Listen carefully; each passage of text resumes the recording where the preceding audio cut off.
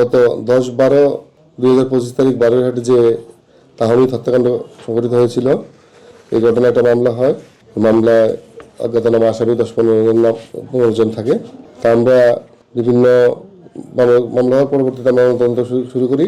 তদন্তের এক পর্যায়ে আমরা বিভিন্ন ফুটেজ এবং সোর্সের মাধ্যমে একজন আসামি শনাক্ত করতে পারি এবং তাকে কাল সন্ধ্যার সময় গ্রেপ্তার করি।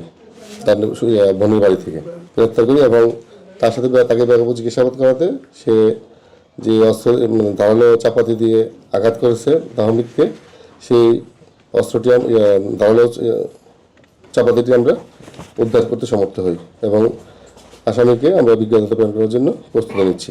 দ্বিতীয় আসামির নাম মোহাম্মদ জাহিদুল ইসলাম 20, পিতা মৃত মোহাম্মদ ইউসুফ, মাতা সালেহা বেগম, সাং উত্তর সোনার পাহাড়, 1 নম্বর ওয়ার্ড, দানামিয়া সর্দার বাড়ি, থানা জোরালগঞ্জ, জেলা চট্টগ্রাম।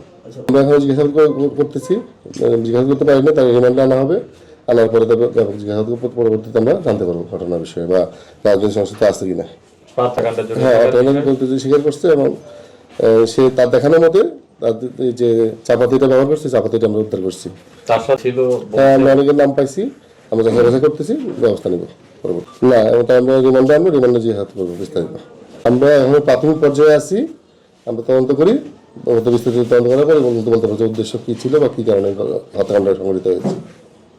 আমরা এখন পর্যন্ত আমি ক্লিয়ার হতে পারি নাই। আমরা রিমান্ড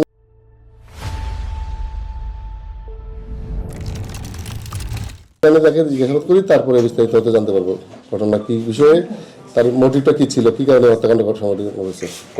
আমি 5 দিন রিমান্ডে আবেদন করবো। পরিবার নিরাপত্তা ভুগতেছে, আপনাদের কাছে শুনলাম। আমরা তাহমিদের ফ্যামিলির সাথে সর্বক্ষণ যোগাযোগ আছে, আমাদের নিরাপত্তা কোনো ঘাটতি নেই।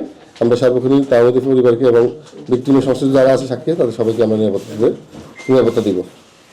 মামলার বাদী হয়, মানে যে ক্ষতিগ্রস্ত পক্ষ তার পক্ষ থেকে বাদী হয়। এই মামলার বাদী হয়েছেন তাহমিদের মা বিবি জোহরা, এবং ইনি বলছেন যে আমরা যে এজাহার দিয়েছি আমাদেরকে অজ্ঞাতনামা 10-15 জন আসামি করে, আমি মামলাটা এজাহারটাকে এফআইআর হিসেবে গণ্য করে মামলা রুজু করেছি।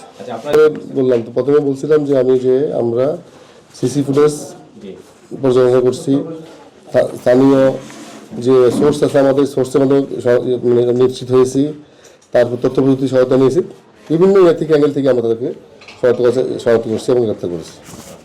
আমরা যেভাবে বললেন যে আমরা সব সিসি ফুটেজ সিজ করে ফেলছি, এমন তো হওয়ার কথা না। আমরা মানে 1টা বা 2টা ডিবিআর করছি, দেখতেছি যাচাই করতেছি, বাকি তো 100-র উপর সিসি ক্যামেরা আছে বিভিন্ন দোকানে। আমরা বলে নিতে পারেন সিসি ফুটেজ। আর কার নাম আসছে, কে আসছে, তদন্তের খাতিরে বলা যাবে না। এটা আমরা যাচাই করতেছি, দেখি কি হয়, ভবিষ্যতে জানতে পারবেন। আমাদের টিম কাজ করতেছে এবং আমরা তাই খুব গুরুত্ব দিয়ে আমরা কাজ তদন্ত করতেছি। এটা আশা করি আমরা খুব দ্রুত আরো ভালো কিছু সংবাদ দিতে পারবো আপনাদেরকে।